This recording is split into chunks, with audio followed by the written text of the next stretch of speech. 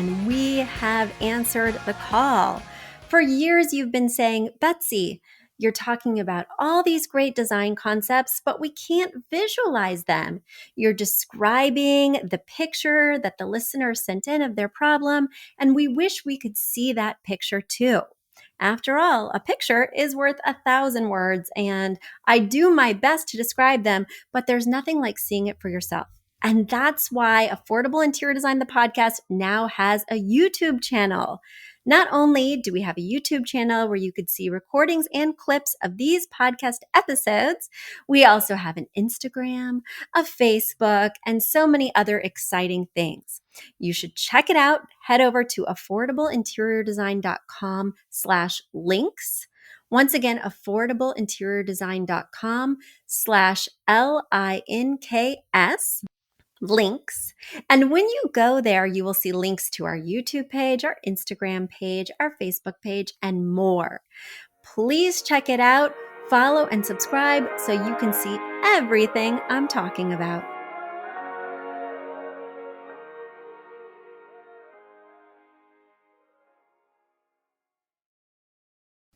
Hello, friends. This, again, is not Betsy. It's Catherine, the producer who puts all this content up in the air so you can bring it back down onto your phones or whatever device you use. Betsy is taking just a little bit more time off with the new baby and the holidays, so we are presenting a best of episode.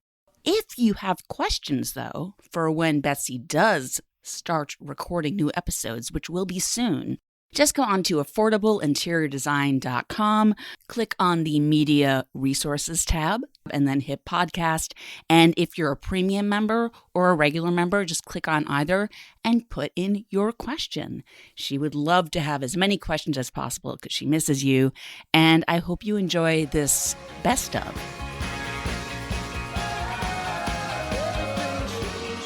Are you a fan of this podcast? Do you wish there was even more juicy content for you to sink your ears into? Well, there is. You can become a premium member of this podcast for $5.99 a month and get full access to an archive of over 50 bonus episodes. Additionally, we release a bonus episode every single month. That's a ton of extra content, including my personal interior design diaries, extra tips, my talking about trends, and so much more. Additionally, you'll be keeping us on the airwaves each and every week because your premium membership money goes directly back to making this podcast amazing. Check us out at affordableinteriordesign.com. Click on podcast to learn more and to become a premium member today.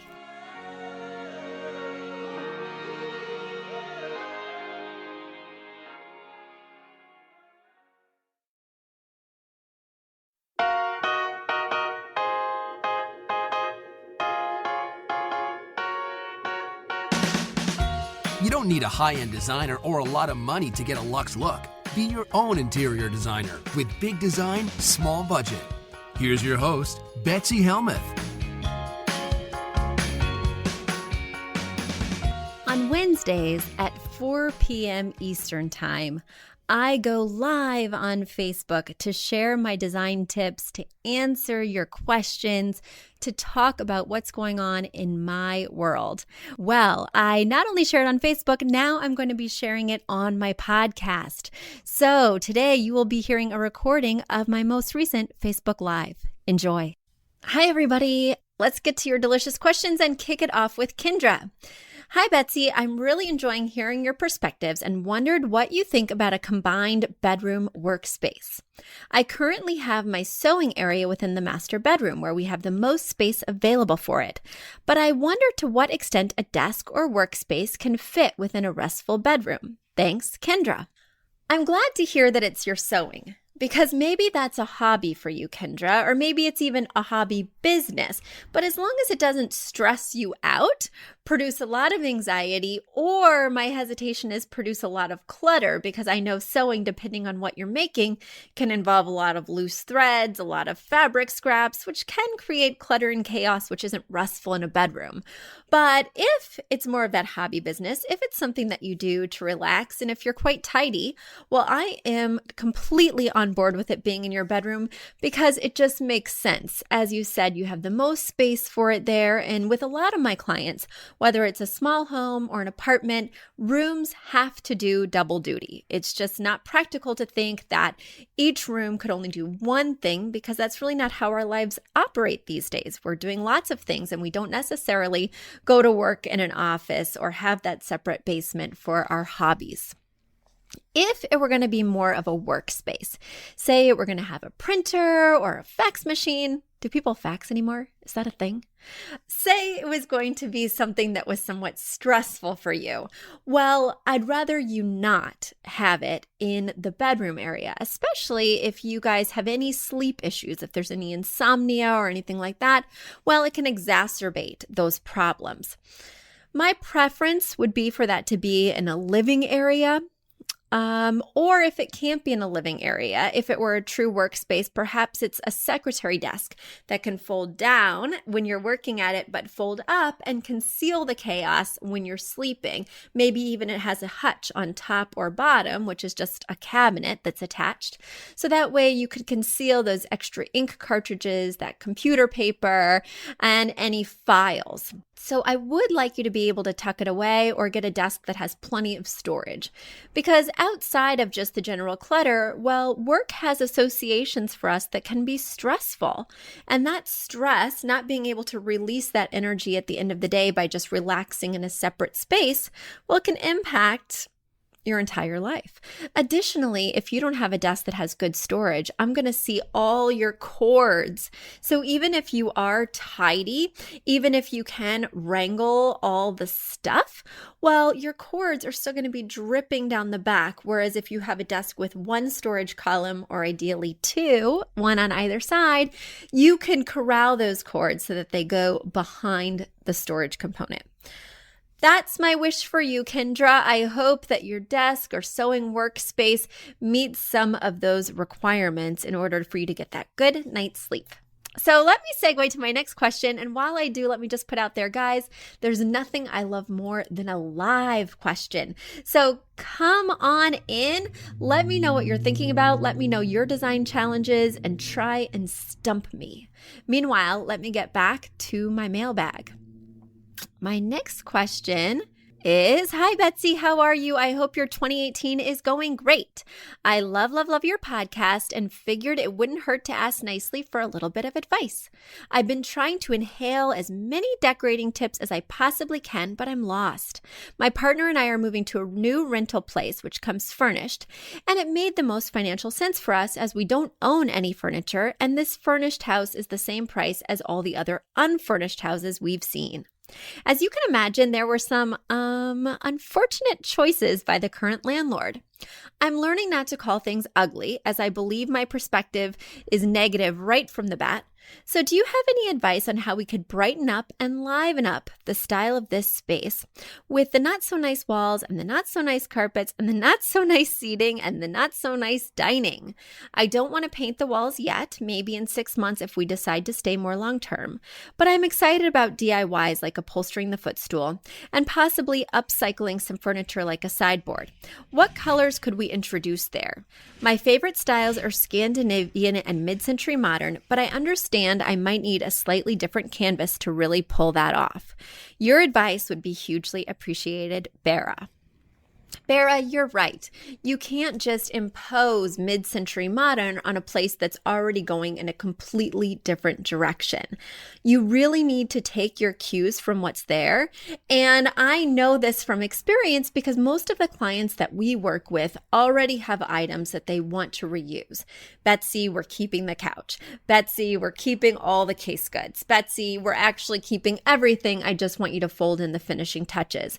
And sometimes those pieces choices don't align with what I had in terms of a vision for the space, or they wouldn't have been the items I would have selected, but I make it work. And you're in that same situation, be it a little bit different, where we have to make things work that you would like to change, but you're just not there yet.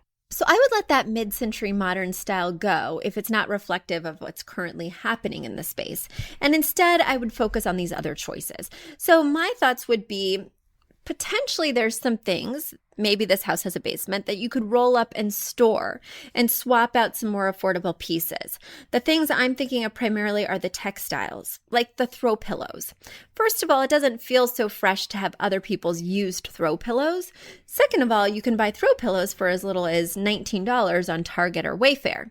So that seems to me a really quick shortcut to getting some cute things that feel more personal, more fresh, and they can be eye-popping. So when people come over, they're not looking at the sad end table or the slightly used coffee table. Rather, they're looking at those eye-catching moments. So pillows are a quick and easy way to get that done. Another quick way to get that done rather affordably is with rugs. Rugs are like huge pieces of art for your floor, and they're much more affordable than a piece of art. You can really set the foundation. You can really set the color palette by bringing in a new rug. So maybe those old carpets that they have could be rolled up and put downstairs because, again, textiles that are used, be it bedding, drapes, rugs, they don't feel fresh. And let's just be frank, they don't feel clean. They feel like they have other people's dust particles in them. And we know dust is made of skin cells. I mean, we won't go down this rabbit hole, but that's gross. Ideally, your landlord would be on board with you swapping out that rug, and it would create very interesting visual impact and also make the space feel a little bit newer. Some other ideas are changing out the art, and if you don't want to put holes, well, you can get those amazing 3M strips on Amazon.com. They can hold a lot of weight. You can buy them per weight. So you could hang something framed, you could hang something on canvas, you could even cover holes from their previous art, and if it is on canvas, maybe the current piece that you're buying could fit right over the piece that's already there. I would also consider some warm colors. Oftentimes when things feel dingy or used, your space can feel a little bit unapproachable. So incorporating colors like red, orange, or yellow can make a space that doesn't necessarily feel inviting much cozier. I think those are my immediate impressions for you. But like I was saying, if you have interesting rugs, if you have interesting bedding, if you have interesting art, things that are particularly eye-catching, well, then I'm not going to pay attention to those things that are less eye-catching. The queen-size bed whose headboard is nicked, the bedside tables that, I don't know, paint is chipping? Who knows? The one thing that I don't love, Bara, when I was reading your message is I don't love a DIY. Sometimes it looks craptastic, especially if you don't have a good place to actually do the DIY, like refinish the sideboard. Additionally, I'm a little bit worried that if you did recover that footstool, that your landlord would be upset that you've changed something that he or she has brought in. So you may not even be able to do that. I would rather you just put that in the garage and get a new piece, rather than recovering it and not getting your deposit back. So I hope that helped. Keep me posted on what you decide to do. I would love to hear how this new place works out, even for the short time that you're there. I have a live question that came in. Kara, I always love getting questions from you. So thanks for sending some more. Let's see what you put. Hi, Betsy. What items in a room do you generally recommend be statement pieces? I'm interested in getting a floor lamp that would make quite a statement in my living room. Hello. I don't know what that means. I wish you could insert an image, Kara, because what does quite a statement mean? I'm intrigued, afraid, interested, excited. So you asked about what items should make a statement, and I think lamps are a perfect item to make a statement. Why is that? Because they light themselves up. They basically draw attention to themselves, saying, look at me, I'm illuminated. They have a spotlight on them by their very nature. Lamps are a perfect place to do something with a sculptural base, to do something with a bright color, to do something with an unexpected shade. And you know that unexpected shades that have patterns or different textures are on trend for 2018. I think it's the perfect place to put a little bit of money. And by a little bit, I mean, you really can just spend a little bit because lamps can be so affordable. I love looking at Lamps Plus for an amazing selection. Build.com has really nice lamps and light fixtures. West Elm has always got me intrigued with what they've got going on. And I also really love World Market. And with World Market, you can mix and match the bases with the shades, but it's very affordable and pretty much a no-brainer. They have one size shade for table lamps and one size shade for floor lamps. So you just mix and match within their options. And they have quite a few. So I hope that helped, Kara. Oh, you wrote, it's a rather bold-looking columnar. I don't know how to say that. Is that a word? Columnar? Brass lamp. Well, I think I know what you're talking about because Restoration has those column brass lamps, as does Crate and Barrel.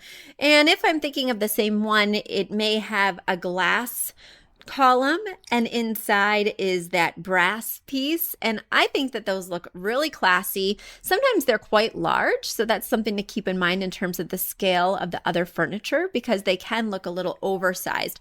A standard height for a floor lamp is around 55 to 60. So if it's higher than 60 inches, it feels really big. And if it's less than 55, it might feel kind of small, more like a task lamp for an armchair rather than a big lamp next to a sofa. The other thing to keep in mind with sizes is, of course, the diameter of the lamp, which you would consider being the shade's diameter. And a good size diameter for a lamp is between 15 and 18. Anything over 18 inches wide is a very broad lamp, and anything under 18 is nice and narrow. So I hope that helps, Kara. Happy shopping, and feel free to cut and paste an image. I want to see what you're working with here. And now it's time for a quick commercial break.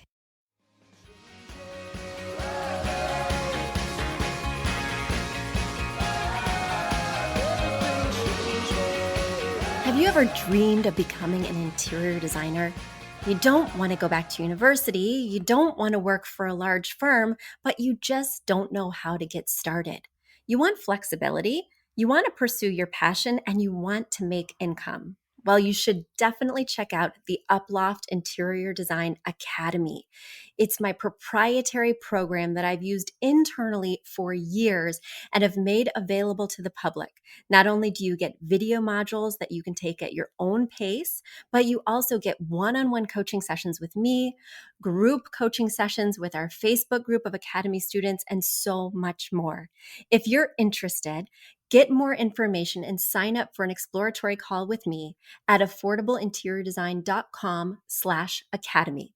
Once again, that's affordableinteriordesign.com/academy.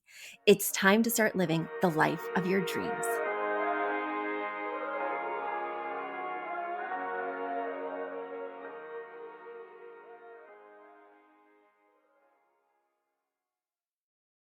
Now let's go to my next question, which is from Lan.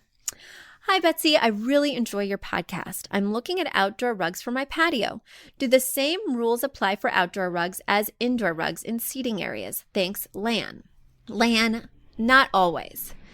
With outdoor rugs, unlike indoor rugs, you really can't pick the pile height.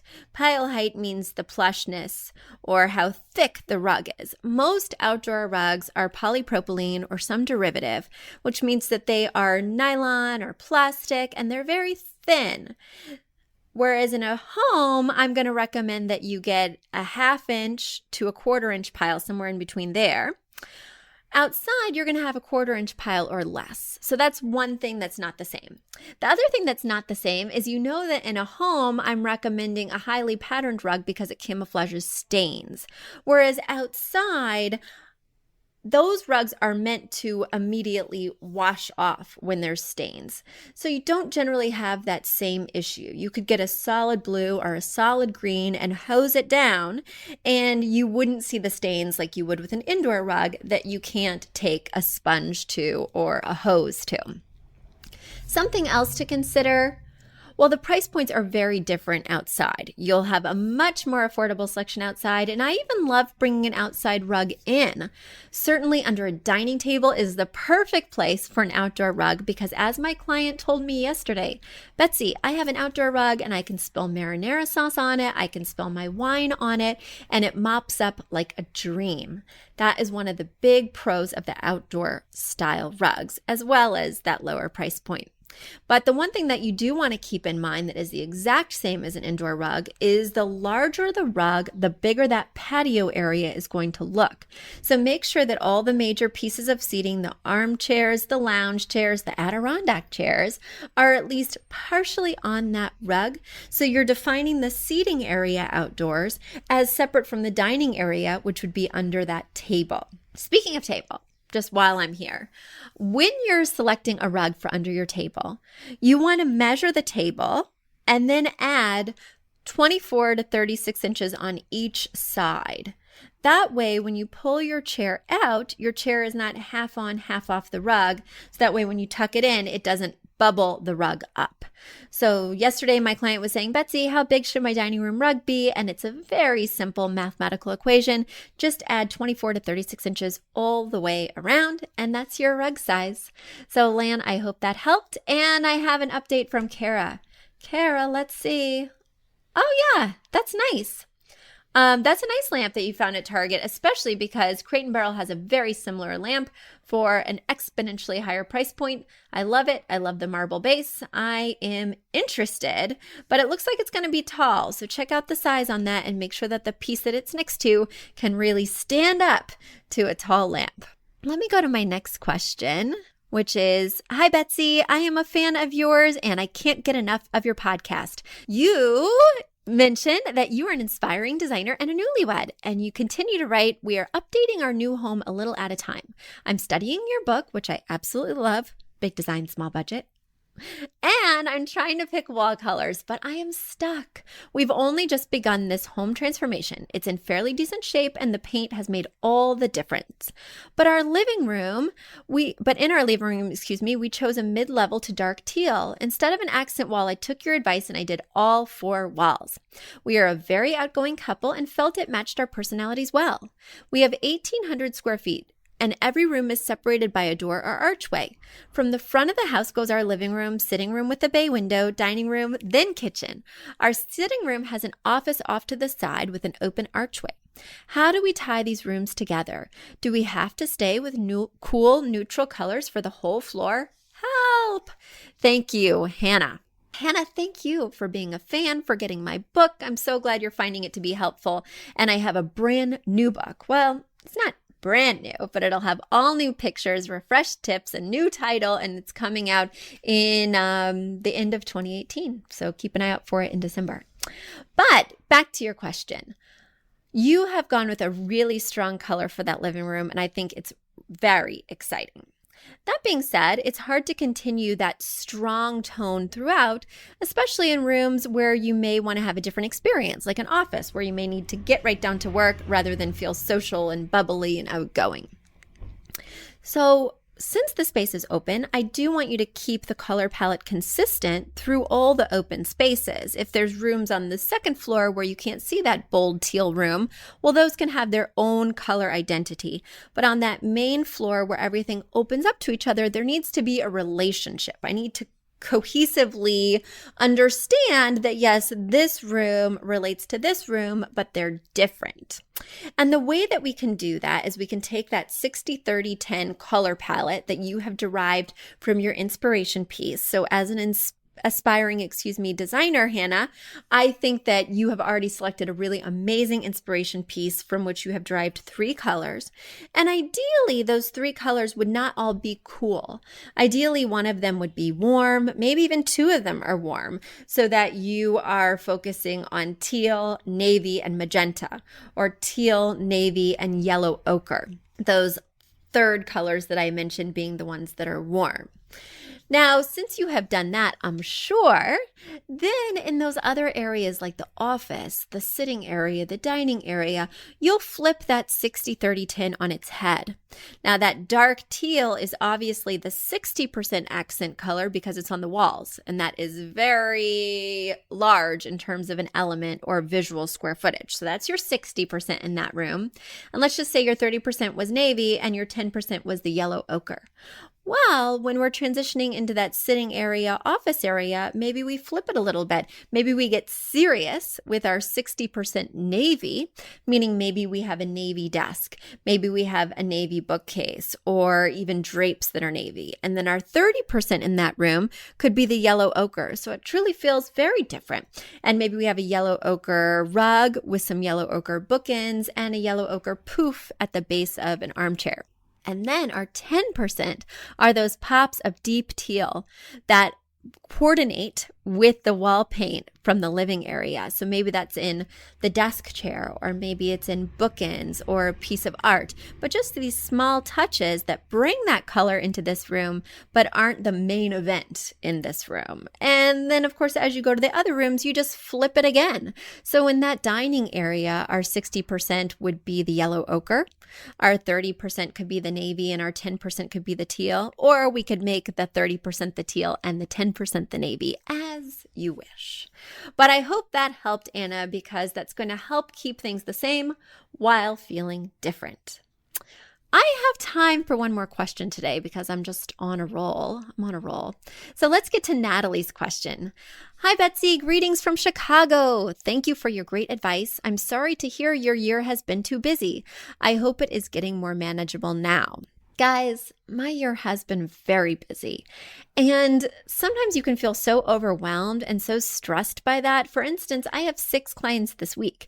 They invigorate me. I can't wait to meet and work with each and every one, but when you add that to admin tasks and just general mom tasks, sometimes it can feel overwhelming. The exciting thing about all this is that I'm busy. So it's a blessing and a curse because I would certainly feel worse if we weren't busy, if the phones weren't ringing, if the emails weren't coming in. So it's all relative. And I'm feeling really good, Natalie. You know, I was supposed to have that extra New Year's Day where I was going to reset everything and start a new perspective because I've had such a funky 2018. Well, I did not get around to it. I tell you what, if it's not really on the calendar, if it's not in the zeitgeist, if not everybody is celebrating that day, well, I will have a reason to avoid it and say, oh, I don't have time for that. Or, oh, I don't have time to make a New Year's. We've got to go to soccer or get the kids to bed later because we went out to dinner or whatever. But this weekend, mark my words, I am having my new Year's to get a fresh start because with spring approaching, with my new windows here at the storefront, oh my gosh, the spring windows are here. I am feeling inspired and ready to begin again. So thanks for asking, Natalie. All right, let me get back to your question. My decoration saga continues. I got the gray sofa and minty teal chairs to cool down all the cherry warms just as you suggested, and I love it. My place already looks much more modern and fresh. Now I feel I need to add a rug to connect the pieces, but I'm having the hardest time picking one that would go well with the window treatments I've had. I've had them for 7 years, and I got them when we just moved in. They were called Mooney, and they do resemble canvas somewhat, but I'm starting to think it's time to let them go. I'm a little puzzled by the prospect of decorating a bay window like that. Please help, Natalie.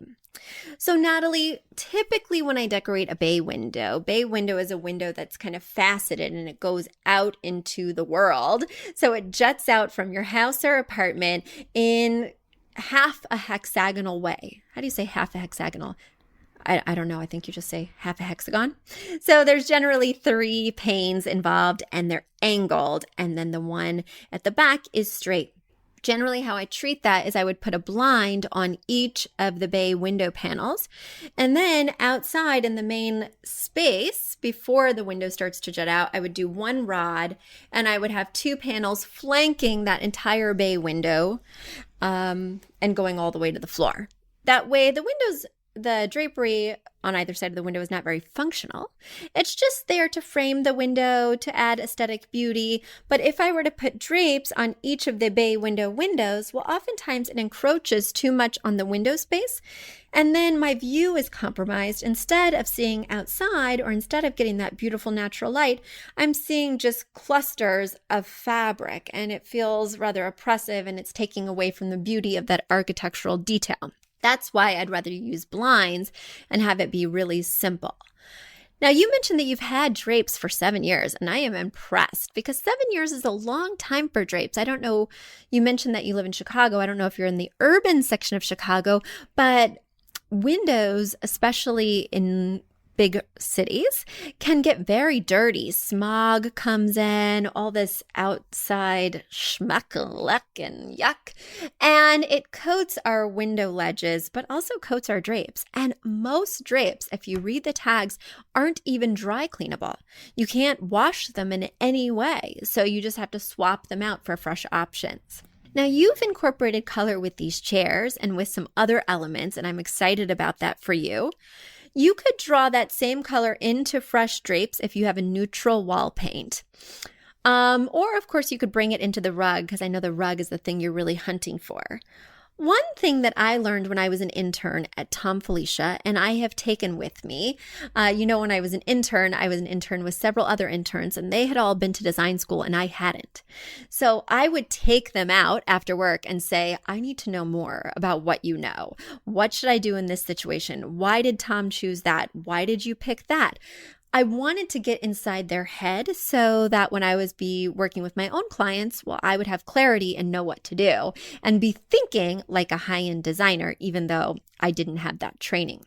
One of the design interns said to me, her name was Katie. She was amazing and generous and wonderful, and she just opened her own design studio. But Katie told me, when in doubt, do neutral. If all else fails, if you're very stumped, well, you just can't go wrong with neutral.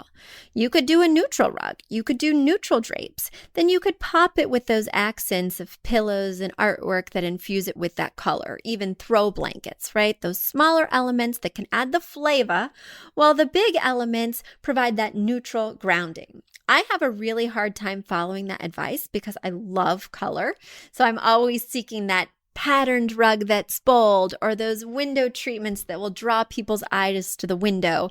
And of course, a neutral is not going to make anybody stand back and say, wow, look at those solid gray drapes. But they do set that foundation, and they are an easy win. Nobody's going to call you out and say, why did you do solid gray drapes? So Natalie, when all else fails, go neutral. I hope that helps. And you know what? I should even keep that in mind sometimes. Sometimes I have a little too much fun with color. Speaking of fun, I have had so much fun talking to you for this extended period today. Thank you so much for joining me. Keep these delicious questions coming. I love to answer them and think about them. And I will catch you next week. Bye.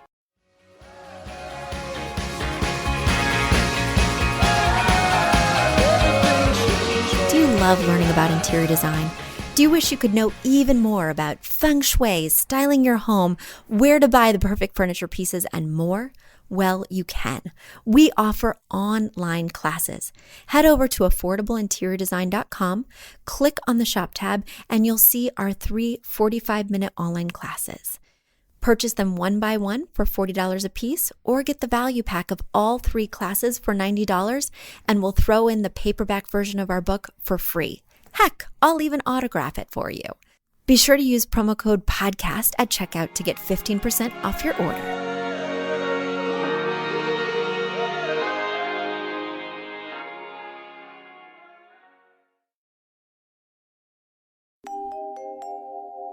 A big thank you to our amazing producer, Catherine Heller, to Aton and the MVCR House Band, and to Affordable Interior Design, the sponsor of this podcast and the premier place to get an amazing look on a budget.